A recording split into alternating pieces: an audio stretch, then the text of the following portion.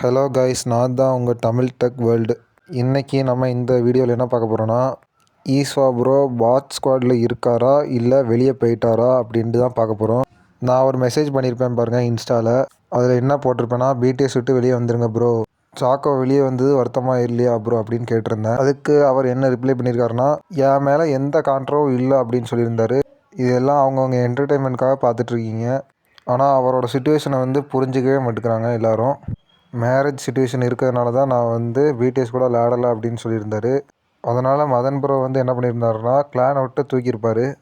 இதை நான் எதுக்கு மெசேஜ் பண்ணேன்னா, ஈஸ்வா ப்ரோ டெஸ்ட் பண்ணி பார்ப்போமேன்னு ஒரு மெசேஜ் பண்ணேன். அதுக்கு அவர் கரெக்டாக ரியாக்ட் பண்ணார். என்னால் பிடிஎஸ் விட்டு வர முடியாது அப்படின்னு சொல்லியிருந்தார். இவ்வளோதாங்க. ஏன்னா அவருக்கு வருமானம் எதுலேருந்து வருதுனாலே வார்லேருந்து தான் வருது, பாதி காசு மொத்தமாக. லைவ் போட்டாலுமே லைவில் கம்மியான இன்கம் தான் அவருக்கு கிடைக்கும். வார், ட்ராஃபி அந்த மாதிரி மேட்சஸ்லாம் ஆடும்போது இவருக்கு காசு கொஞ்சம் அதிகமாக இருக்குது.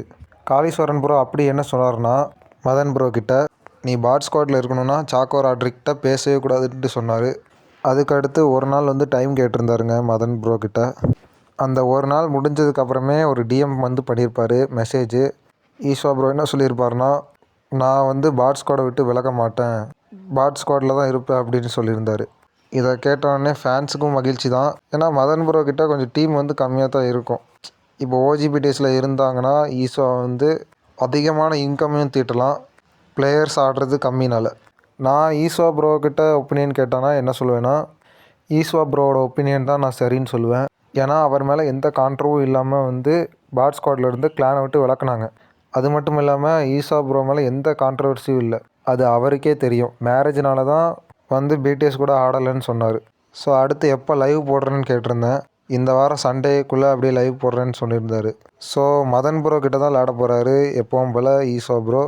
இந்த வீடியோ நீங்கள் என்ன நினைக்கிறீங்கன்ட்டு கமெண்ட் பண்ணுங்கள். அதுக்கப்புறம் அடுத்த வீடியோவில் நம்ம சந்திக்கலாம். Thank you guys.